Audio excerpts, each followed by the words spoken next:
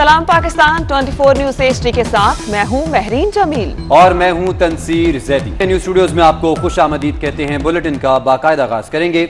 कौमी असम्बली में हंगामा राय का मामला। स्पीकर ने हंगामा राय और नाजेबा जुबान इस्तेमाल करने वाले अरकान के दाखिले पर पाबंदी लगने वाले 7 मेंबरान में 3 PTI, 3 नून लीग और 1 पीपल्स पार्टी का रुकन शामिल है, जिन पर पाबंदी लगा दी गई है। तो इस हवाले से आपको बताएं कि कौमी असम्बली में हंगामा राय का ये मामला है, जिस पर स्पीकर ने हंगामा राय और नाजेबा जुबान इस्तेमाल करने वाले अरकान के दाखिले पर पाबंदी लगा दी है। आपको बताएं कि पाबंदी लगने वाले 7 मेंबरान में 3 PTI, 3 नून लीग और 1 पीपल्स पार्टी का रुकन शामिल है, जिन पर यह पाबंदी लग गई है। कौमी असम्बली में हंगामा राय का मामला। स्पीकर ने हंगामा राय और नासेबा जुबान इस्तेमाल करने वाले अरकान के दाखिले पर पाबंदी लगा दी। सीनियर तज़्कियाकार और सहाफ़ी नसीम ज़हरा साहिबा ने हमें ज्वाइन किया है। नसीम ज़हरा साहिबा, ये हंगामा राय की गई गुज़िश्ता रोज़ होने वाले इजलास में और हुकूमती अरकान भी उसमें पेशवेश नजर आया। अपोजिशन ने भी जवाबन जो है वो जवाब दिया उसका इस हवाले से। और आज स्पीकर असद कैसर ने मीटिंग भी की है वज़ीर आज़म पाकिस्तान इमरान खान के साथ। इस मीटिंग का भी कोई तासुर जाएगा और हुकूमती अरकान पर अब मजीद रद्द-ए-अमल किस तरह का होगा? जी, मेरा ख्याल है कि एक तो ये मीटिंग का ये जो एक अहम नुक्ता है कि स्पीकर जो हैं वो अपने जो कवानीन है असेंबली के जो रूल्स हैं उनके तहत चलते हैं और वो पार्टीजन नहीं हो सकते। ये नहीं हो सकता कि वो जाके प्राइम मिनिस्टर को रिपोर्ट करें, जो भी वक्त के प्राइम मिनिस्टर हैं, यानी कि रूलिंग पार्टी को जाके रिपोर्ट करें। तो ये अजब बात थी, बहरहाल उन्होंने की। और ये इसलिए हैरानकुन नहीं है क्योंकि जो कल हमने असेंबली में देखा, ये स्पीकर ये तो तय था, जैसे इंफॉर्मेशन मिनिस्टर साहब ने भी कहा पहले कि हम टिट फॉर टैट करेंगे, हम तकरीर नहीं करने देंगे। तो यानी कि एक प्लान था जो हर लेवल पर तय हुआ था। उसके बाद इस लेवल पर चले जाना कि गाली गलौज और धक्कम तेल और किताबें एक दूसरे को मारे, उस पर जाहिर है एक्शन लेना चाहिए था। प्रोटेस्ट हक है, अपोजिशन का भी, हुकूमत भी करती नहीं अमूमन, लेकिन हुकूमत भी कर सकती है रद्द अमल में। लेकिन जो कल हुआ असेंबली में, देखिए स्पीकर साहब के हवाले से ये भी सवाल उठता है कि जब उनको नजर आ गया था कि हालात के हैं और आखिरकार जब ये तय हुआ था कि सब सीटियां लेके आएंगे और सीटियां बांटी जा रही थी हुकूमत के नुमाइंदों को और हुकूमत के जो पार्लियामेंटेरियंस हैं, तो क्या इनको मालूम नहीं था स्पीकर साहब को कि अंदर क्या तमाशा होने लगा है? तो स्पीकर साहब को चाहिए था कि कल नौबत इस तक पहुंचने से पहले के धक्कम पेल गाली गलौज, ये तो देखिए ना, एक पहले शुरू हुआ सिलसिला, उसके बाद दूसरी मरतबा, फिर तीसरी मरतबा। बेहतर होता कि स्पीकर साहब इसको प्रोरोग ही कर देते पूरे दिन के लिए। लेकिन बहरहाल अभी जो इक़दाम उठाए हैं उन्होंने, जो 7 लोगों के खिलाफ उन्होंने उनको बैन किए फिल वक्त, अभी मालूम नहीं कितनी देर के लिए पार्लियामान से बैन किए। बहुत अच्छी बात है कि इस तरह का एक यानी प्रेसिडेंट सेट करें कि ये हो नहीं सकता कि आप इस सतह पर जाएं। और किसने शुरू किया किसने नहीं किया, सवाल ये कि गाली गलौज किसी भी सूरत इसको जस्टिफाई नहीं किया जा सकता। और दोनों तरफ से देखा कि गाली गलौज दी गई और पीपल्स पार्टी के आगा रफीउल्लाह साहब, इन्होंने भी इसमें हिस्सा लिया, जो एक कल बहुत ही गलत हरकतें हुई। तो बस अब इन्होंने एक तो देखा है स्पीकर साहब ने PTI के 3 लोग और PMLN के 3 लोग के भाई बराबरी उनको नजर आ जाए कि ये फेयर हो रहा है। पता नहीं इसमें फेयर की कौन सी बात है, लेकिन बहरहाल 3 लोगों को वहां से, 3 को यहाँ से, और गालियां सबने दी थी ये ऑन रिकॉर्ड है, ये सबको पता है। और साथ रफीउल्लाह साहब ने भी दी थी। लेकिन क्या स्पीकर साहब को इस पर कुछ बातचीत होनी चाहिए, उनको इस पर इंक्वायरी करनी चाहिए कि भाई ये पूरा प्लान जो लाए थे सीटियां बजाएंगे। अब ये नया एक सवाल उठ गया है कि प्रोटेस्ट का क्या लेवल होगा पार्लियामान में, पार्लियामेंटेरियंस का। आपको याद है 2 दिन पहले, कल से 2 दिन पहले जब PMLN की खवातीन जाके खड़ी हुई थी उधर पीछे जाके असेंबली में, और जब शौकत तरीन साहब तकरीर कर रहे थे, तो हमने बार बार दिखाया ये अपने प्रोग्राम में कि PTI की खवातीन आई और उन्होंने छीने उनसे पोस्टर्स, और यानी किस तरह से एक अग्रेसिव तरीके से वहाँ खड़ी हुई थी। तो मेरा ख्याल है स्पीकर साहब को अब इस पर जरा ज्यादा इलेबरेट रूल्स बनाने होंगे कि प्रोटेस्ट की भी हद क्या रखने की जरूरत है। लेकिन ये अच्छा काम उन्होंने किया, जो गालम गलोच में जो लोग इन्वॉल्व थे उनके खिलाफ एक्शन लिया। अब देखें ये एक्शन कितना लेते, यानी एक दिन का बैन है, ज्यादा है, और स्पीकर साहब की जिम्मेदारी यहाँ खत्म हरगिज नहीं होती। मैं तो कहूंगी कि ऑनरेबल स्पीकर साहब को अपना जो कल जिस तरीके से उन्होंने हैंडल किया उसको भी एक्सप्लेन करने की जरूरत है, और साथ में यकीनी तौर पे कवायद और जवाबित सख्त बनाने की जरूरत है। ठीक है नसीम ज़ारा साहिबा, आप हमारे साथ ही मौजूद रहेगा। मैं ज्वाइन किया है सीनियर सहाफ़ी और तजज़ियाकार आसमा शराजी साहिबा ने। आसमा साहिबा, जिस तरह से स्पीकर असद कैसर जो हैं वो लीडर ऑफ द हाउस यानी कि प्राइम मिनिस्टर इमरान खान से मिले आज, उन्होंने तमाम तर सूरत हाल से उनको आगाह किया, तो अगर सियासी तनाजुर में देखा जाए और अगर एथिकल जो पॉलिटिक्स है उसके हवाले से बात की जाए तो असद कैसर साहब का अपोजिशन लीडर मियां मोहम्मद शहबाज शरीफ से भी मिलना बनता है, तो क्या इस तनाजुर में देखा जा सकता है इस तमाम तर सूरत हाल को? देखिए, पार्लिमानी रिवायात तो बिल्कुल मुख्तलिफ हैं, लेकिन अनफॉर्चुनेटली अभी जो जिस तरह की पार्लियामेंट तरतीब हुई है या दी गई है इस पार्लियामेंट के अंदर, तो आप तो वो जो सारी रिवायात हैं वो एक तरफ हैं और जो कुछ हो रहा है वो बिल्कुल ही नया है। शायद नए पाकिस्तान के अंदर इसी तरह की पार्लिमानी रिवायात और नई तरह की अक़दार जो है वो जन्म ले रही हैं। आपने देखा कि वज़ीर आज़म के मुआविन ख़ुसूसी हों, वफाकी वज़रा हों, इंसानी हुकूक की वज़ीर हों या जनाब मवासलात के वज़ीर हों या कोई भी हो, आपने कल जिस तरह की हुल्लड़बाजी देखी है इससे पहले कभी हुकूमती बेंचेस से जो है वो इस तरह के मामला देखने को नहीं मिले हैं। ये अफसोसनाक भी है, ये काबिल मज़म्मत भी है, और जो जमहूरियत पसंद लोग हैं उनके लिए सोचने के लिए भी है कि ये सब कुछ अगर हुआ है तो ये क्यों हुआ है और किसने, अगर करवाया भी गया है तो ये क्यों करवाया गया, इसके पीछे मकासद क्या है। तो मकासद तो जाहिर है कि बहुत वाज़ेह हैं कि जिस तरह से पार्लियामेंट अंडरमाइन हुई है और पार्लियामान की रिवायात को जिस तरह से पामाल किया गया है, उससे एक ही मैसेज जाता है कि अवाम को मुतनफ़र किया जाए इस निज़ाम के साथ, इस पार्लियामान के साथ, और जिस तरह की सूरत हाल है उसके अंदर जो पार्लियामेंटेरियंस या सियासतदान है। और मैं कतई तौर पर ये नहीं समझ कहती कि सियासतदान इसके जो है वो इसका हिस्सा नहीं है या उन्होंने ऐसा नहीं किया और वो इस हिस्सा नहीं बने, लेकिन सोचने का मकाम जरूर है कि इस वक्त जो जमहूरियत और पार्लियामान के ऊपर जो हमला हुआ है कल, इसका जिम्मेदार कौन है, ये जरूर बताना पड़ेगा आवाम को। ठीक है, आज स्पीकर साहब ने चंद लोगों के ऊपर पाबंदियां लगाई हैं, अच्छी बात है कि उन्होंने देखा, लेकिन बहुत सारे और भी ऐसे लोग थे जिन पे पाबंदी लग सकती थी, नहीं लगाई गई। और खास करके आपने देखा कि जो मुराद सईद साहब जिस तरह से वो डाइट पे चढ़े हुए थे और डेस्क के ऊपर चढ़े हुए थे और जिस तरह से वो कर रहे थे, एक वफाकी वजीर को ये जेब नहीं देता था, लेकिन उनके ऊपर पाबंदी नहीं लगाई गई। बहरहाल ये सब जो चीजें हैं इसके ऊपर अपोजिशन और हुकूमत को कहीं ना कहीं तो मिलके बैठना है। आज तक तो 3 सालों में हुकूमत नहीं बैठी, स्पीकर साहब ने अपोजिशन को नहीं बुलाया, जाना चाहिए था उनका अपोजिशन लीडर के चैम्बर में। जिस तरह से कल किताबें फेंकी गई हैं शहबाज शरीफ साहब के ऊपर भी और बाकी जो लोग हैं उनके ऊपर भी, तो ये भी बहुत ज्यादा अफसोसनाक है। और मलिका बुखारी के साथ भी कल जो ज्यादती हुई है, यकीनी तौर पर ये भी इसको भी इन्वेस्टिगेट करना चाहिए कि उनके ऊपर हमला क्यों हुआ है और उनको जख्मी किस तरह से किया गया है और किसने किया है। तो ये सारी वो चीजें जिसके ऊपर स्पीकर साहब कस्टोडियन ऑफ द हाउस हैं, जिस तरह से हाउस चलाया गया है बजट सेशन के दौरान, ये इंतहाई अफसोसनाक भी है। और हमने तो कम अज कम पिछले 20 साल में इवन चौधरी अमीर हुसैन स्पीकर होते थे जनरल मुशर्रफ की असेंबली के, उनको भी हमने बाइख्तियार पाया और वो भी अपना इख्तियार इस्तेमाल करते थे और वो भी हाउस को जो है वो तरीके से चलाने की कोशिश करते थे। हमने तो ये देखा कि अनफॉर्चुनेटली स्पीकर हों या डिप्टी स्पीकर या हुकूमती बेंचेस के लोग हों या अरकान असेंबली हों, वो उनका जो रवैया है हुकूमती साइड का वो बिल्कुल अपोजिशन की तरह का है। और ये रवैया जो है ये नाकाबिल तलाफी है। और अगर ये समझा जाए कि ये बर्दाश्त हो सकता है या तारीख में नाम नहीं आएगा इस तरह के हथकंडों का, तो ये तारीख बन रही है, नेगेटिव मंफी तारीख है, नाम जरूर आएगा इन सारी चीजों का। ये बहुत अफसोसनाक है। अपना रोल जो है वो प्ले करना चाहिए असद कैसर साहब को। आसमा शराजी साहब आपका बहुत शुक्रिया, नसीम ज़ारा साहब आपका भी बहुत शुक्रिया।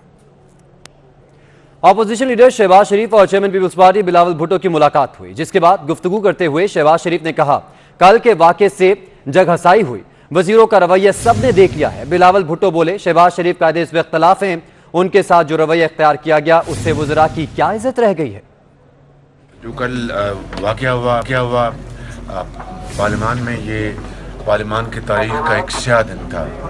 इससे ज़्यादा तूफ़ान बदतमीज़ी और इससे ज़्यादा गलीज़ गालियाँ और गाली गलोच, अपना ज़ुबान शर्मा जाए कोई एक लफ्ज़ मिलाने के लिए, उसको जितना भी कंडेम किया जा सकता करना चाहिए हमने किया है।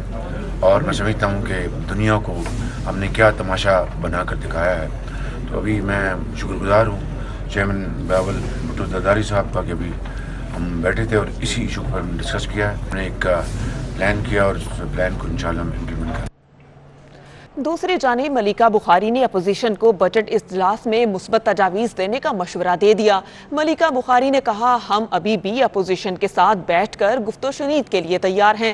सियासत में कुछ भी हरफ आखिर नहीं होता। अपोजिशन बजट पर मुस्बत तनकीद करे और बजट को बेहतर बनाने के लिए अपना किरदार अदा करे। इसी पर मजीद बात करेंगे ज़ीशान भट्टी जो इनके साथ मौजूद हैं। ज़ीशान, बताइएगा मजीद मलिका ने क्या कहा? सेक्रेटरी कानून इंसाफ मलिका बुखारी को मौजूद हैं जो इस वाक़े की मुतासरा भी हैं। इनसे पूछेंगे कि कैसे ये वाक़या पेश आया और ये कैसी रिवायात जो हैं वो बजट इजलास में। देखिए, पहले तो इसकी हम भी भरपूर मजम्मत करते हैं कि उनके खातून के ऊपर हमला कर पाकिस्तान के आईनी, कानूनी और जो हमारी रिवायात और मजहबी किसी भी जाविये से देखिए ये काबिल मजम्मत है और इसकी कहीं भी इजाज़त नहीं है। तो पहले तो इसकी मजम्मत करते हैं। अब कल जो वाक़या पेश आया है, अब पार्लियामान के अंदर अपोजिशन लीडर स्पीच कर रहे हैं। वो चाहते हैं कि मैं एक बादशाह सलामत की तरह, एक मुगल आज़म की तरह स्पीच करूं। मेरे मेंबरान पार्लियामेंट 3 साल वज़ीर आज़म की तज़हीक करते रहे, वज़रा की तज़हीक करते रहे, लेकिन जब मैं बात करूं तो तिनका भी ना लगे। ये नहीं हो सकता। आपने जो रिवायत रखी है उस पर हम खड़े होकर अपने बेंचेस के ऊपर किताब बजा रहे थे। अली गौहर साहब ने गंदी ज़बान इस्तेमाल की, हमें तशबीह दी जानवरों से। आपने पाकिस्तान की आवाम को, दुनिया भर को बता दिया कि हम अपनी खवातीन को मारते हैं। तनकीद कीजिए कि हमने वो क्यों दी, तनकीद कीजिए। आपने बजट के ऊपर तनकीद करनी है जो अच्छी चीजें की, उसके ऊपर भी आपने तनकीद करनी, तो दलाइल से तनकीद कीजिए। हम आराम से आपकी बात सुनेंगे। अगर आप बजट बना सकते हैं तो हमें बता दीजिए, शैडो बजट दीजिए ना। जबकि अली गौहर ने स्पीकर की पाबंदी को मानने से इनकार कर दिया। गली गली में शोर है, सारा टोला चोर है के बैनर्स लिए अली गौहर ऐवान में चले गए। मजीद जानते हैं अवैस कियानी से जो उनके साथ मौजूद हैं। जी अवैस, क्या मौक़िफ़ है उनका? तो आप पे जो पाबंदी लगी है इस पे क्या कहते हैं आप? देखिए, ये तो स्पीकर साहब का इंतहाई बायस्ड रवैया है और जो कुछ कल असम्बली में हुआ और वो टोटली जो ड्रामा था वो इमरान नियाज़ी के माँ पर और शाह महमूद कुरैशी साहब ने जो है इन दोनों हजरात ने मिलकर उसको प्लान किया था। और हमने देखा कि उसके बाद जैसे ही अपोजिशन लीडर जो है वो हाउस में गए तो उसके साथ ही उन्होंने शोर शराबा शुरू कर दिया था गोमती लोगों ने। तो उसके बाद फिर अली नवाज अवान साहब जो है उन्होंने नंगी गालियाँ दी। और जो लोग, मैंने पहले भी मीडिया के दोस्तों से गुफ्तगू की है कि अगर वो नंगी गालियाँ देंगे तो जो ख़वातीन को, जो मेंबरान पार्लियामेंट को माओ और बहनों की गालियां देंगे तो उन लोगों को मैं हाउस के अंदर बंदरों से और डॉग से तशबीह नहीं दूंगा तो और किस से दूँ? तो इनका ये कहना है कि इनकी तरफ से शुरुआत नहीं हुई थी, शुरुआत हुकूमती अरकान की तरफ से हुई थी और दूसरी तरफ जो इन पर पाबंदी लगाई गई है उसको भी ये है चैलेंज कर रहे हैं और कह रहे हैं कि स्पीकर के पास इख्तियार नहीं है कि वो पाबंदी लगा सके। मेंबर हैं और ये अपना राइट रखते हैं और कमेटी की भी ये जो कायम करने का मुतालबा कर रहे हैं। जी बहुत शुक्रिया आपका। इस्लामाबाद में कल जो हुआ, या अल्लाह तौबा, वज़ीर आला सिंध मुराद अली शाह ने कौमी असम्बली इजलास में हुल्लड़बाजी पर तबसरा किया। पोस्ट बजट प्रेस कॉन्फ्रेंस में कहा, विफाक ने सिंध का तरक्याती बजट कम करके नाइंसाफी की। रवां साल 613 अरब रुपए मिले, लगता नहीं बाकी 104 अरब मिलेंगे। वज़ीर आला सिंध ने 30,000 से ज्यादा मुलाजमीन भर्ती करने का ऐलान भी किया। इंसाफी मैं कुछ दिन पहले भी आपको पता चला तो सिंध के साथ हुई है। 760 अरब रुपए का वादा किया गया था, हमें 613 अरब रुपए मिले, यानी 147 अरब रुपए उन्होंने हमें अभी देने हैं। मैं उम्मीद करता हूं, लेकिन मुझे अल्लाह करे मैं गलत हूँ, ये वादा वो पूरा कर दें। मुझे नहीं लगता कि वो 147 अरब रुपए हमें जून के महीने में देंगे। तो जो 760 अरब रुपए उन्होंने वादा किया था, वैसे ही वो वादे को वफा ना करते हुए उन्होंने उसको डिक्रीज कर दिया है, 717 अरब कर दिया अभी कि अब ये इतने देंगे। उसके हिसाब से भी तकरीबन 104 अरब रुपए हमें मिलने हैं जून के महीने में। मैं तो 147 का हिसाब लगाऊंगा, इसलिए कि 147 अरब रुपए यानी 760 थे वो हमें मिलने चाहिए थे। दीगर खबरें ब्रेक के बाद हमारे साथ वेलकम बैक। बुलेटिन में आगे बढ़ते हुए आपको बताएं, सुप्रीम कोर्ट ने शाहरा फैसल पर कायम नेस्ले टावर को फौरी गिराने का हुक्म दे दिया। बिल्डर्स और रिहायशियों की दरखास्तें मुस्तरद करते हुए इमारत को गैर कानूनी करार दे दिया। 15 मंजिला इमारत में 150 फ्लैट्स, दुकानें और शोरूम्स मौजूद हैं। इस हवाले से आपको बता रहे हैं कि सुप्रीम कोर्ट ने शाहरा फैसल पर कायम नेस्ला टावर को फौरी गिराने का हुक्म दे दिया। इस पर बात करेंगे समी नवाज से। जी समी नवाज, बताइएगा इस हवाले से मजीद। जिक्र है शहर कायद का, और शहर कायद जिसको अब कंक्रीट का शहर कहा जाने लगा है, क्योंकि यहाँ पर बहुत बड़ी तादाद में हाई राइज बिल्डिंग्स अब हमें नजर आती हैं जा बजा, जिनमें से अक्सर और बेशतर बिल्डिंग्स ऐसी हैं जो इल्लीगल हैं। ऐसी ही एक इमारत का जिक्र है नस्ला टावर का, और इस नस्ला टावर के हवाले से आज सुप्रीम कोर्ट कराची रजिस्ट्री में समाअत हुई है, और समाअत के बाद ये करार दिया गया है कि गैर कानूनी है ये बिल्डिंग, क्योंकि जिस जगह पर तामीर की गई है वो सर्विस रोड है, और सर्विस रोड पर गैर कानूनी तौर पर इस बिल्डिंग की तामीर से अब इस पूरी बिल्डिंग को फौरी तौर पर गिराना पड़ेगा। 15 मंजिला ये बहुत बड़ी इमारत है, और इस 15 मंजिला इमारत में 4 मंजिलें जो हैं वो पार्किंग और शोरूम्स के मद में मुख्तस हैं, जबकि जो 11 मंजिला इमारत ऊपर हाई राइज है उसमें 150 के करीब फ्लैट्स जो हैं वो कायम हैं, जिनमें से 50 में फैमिलीज़ रिहाइश पजीर हैं। जिन 50 फ्लैट्स में फैमिलीज़ रिहाइश पजीर हैं उनको फ्लैट्स खाली करने के हवाले से अभी तक कोई इंस्ट्रक्शंस नहीं मिली हैं, और ना ही सिंध बिल्डिंग कंट्रोल अथॉरिटी का हमें कोई यहाँ पर स्टाफ नज़र आ रहा है। और जो बिल्डिंग की इंतज़ामिया है, जो इसका एडमिन ऑफिस है, उसके भी दरवाजे बंद कर दिए गए हैं, और वहाँ से भी कोई मालूमात फराहम नहीं की जा रही कि क्या तरीक़ाकार इख्तियार किया जाएगा। अलबत्ता 15 मंजिला इस बिल्डिंग को गिराने के फौरी तौर पर अहकामात जारी कर दिए गए हैं, और सूरत हाल ये है कि ताहाल अब तक कार्रवाई का आगाज कब और कैसे हो सकेगा इस बारे में कोई समी नवाज, आपका बहुत शुक्रिया। कराची की राशिद मिनाज रोड पर अलादीन पार्क में तजावुजात के खिलाफ ऑपरेशन जारी है। दुकानदारों का कहना है कि कई साल कबल दुकानें खरीद कर कारोबार शुरू किया, अब अचानक फैसला आ गया। इसी पर मजीद बात करेंगे। हमारे साथ मौजूद हैं साउद बिन मुर्तजा। साउद, बताइएगा दुकानदार मजीद क्या कहते हैं? अदालती अहकामात पर आज दूसरा रोज़ है। अलादीन के साथ जो शॉपिंग सेंटर था उसको तोड़ा जा रहा है, और साथ साथ जो क्लब की जगह थी उसको भी मस्मार किया जा रहा है। हम लोग इस वक्त जो शॉपिंग सेंटर है वहाँ पर मौजूद हैं, और यहाँ जो दुकानें तोड़ी गई हैं, एक दुकानदार हमारे साथ मौजूद हैं। गिफ्ट आइटम की शॉप्स थी, और तकरीबन 20 साल 22 साल से हम दुकान चला रहे थे, तो अचानक ये परसों फैसला आया है और कहा जी मार्केट और शॉपिंग अपना क्लब तोड़ा जाए। जब ये अलादीन पार्क बना है उसके बाद मार्केट का जो है इश्तिहार लगाया गया है अखबार के अंदर कि अलादीन में दुकानें बनाई जा रही हैं, शॉपिंग मॉल बनाया जा रहा है। उस वक्त हमने ये दुकानें बुक करवाई थी, और कुछ लोगों ने बाद में ख़रीदी, कुछ लोगों ने पहले ख़रीदी। तो उस वक्त से हम लोग यहाँ बैठे हुए थे, और हर दुकान की अलग फ़ाइल है। सैकड़ों दुकानें, कैमरामैन अगर आपको दिखाए कि इस वक्त जो दुकानों का स्ट्रक्चर है यहाँ पे उनको तोड़ा गया है ताकि ये दुकानें दोबारा इस्तेमाल ना की जा सकें। केएमसी का अमला अभी भी यहाँ पर मौजूद है, और हुक्काम का ये कहना है कि ये एक बहुत बड़ा शॉपिंग सेंटर है और बहुत बड़ी जगह है। इसके साथ साथ जो क्लब की जगह है वो भी काफ़ी बड़े रकबे पर मौजूद है। इसको तोड़ने में कम अज़ कम भी 1 महीना और उससे ज़्यादा वक्त लग सकता है। मशीनरी जो है मुख्तलिफ मकामात से मरकज़ी दरवाज़ा और जो पिलर्स हैं उनको तोड़ चुकी है, और मज़ीद इनको जो है तोड़ा जा रहा है। कुछ सामान दुकानदारों ने जो महफूज था वो यहाँ से आहिस्ता आहिस्ता मुंतकिल भी किया है, अपनी दुकानों से निकाल के बाहर रख दिया। तोड़ा जा रहा है। साउद, आपका बहुत शुक्रिया। ब्रेक के बाद बात करेंगे कराची के मौसम की। कराची आज शदीद गर्मी की लपेट में है। बात करेंगे आदिया नाज से। जी आदिया, बताएगा क्या सूरत हाल है गर्मी की? कायद के वासियों के लिए खुशखबरी आ गई है कि मानसून की बारिशों का आगाज़ कल से होगा, और अगर मौजूदा वेदर की बात करें तो इस वक्त कराची का मौसम इंतहाई गर्म है। इंसान तो इंसान, जानवर भी शदीद परेशान हैं। मेरे बैग पर भी अगर आप मुलाहजा करें तो आप देख सकते हैं जानवरों की बड़ी तादाद यहाँ पर। थोड़ा सा भी पानी का कटोरा अगर इनको मिल जाता है तो ये वहाँ पानी के अंदर अटकेलियाँ करना शुरू कर देते हैं, क्योंकि शदीद गर्मी है इस वक्त शहर में। और महकमा मौसमियात का ये बताना है कि कल से जो मानसून की बारिशों का आगाज़ होगा वो 19 जून तक जो है वो जारी रहेगा, और वक्तन फ़वक्तन शहर के अंदर बारिश होती रहेगी। और शदीद बारिशों की इस दफ़ा मानसून के कल से बारिशों का आगाज़ होगा। आदिया, आपका बहुत शुक्रिया।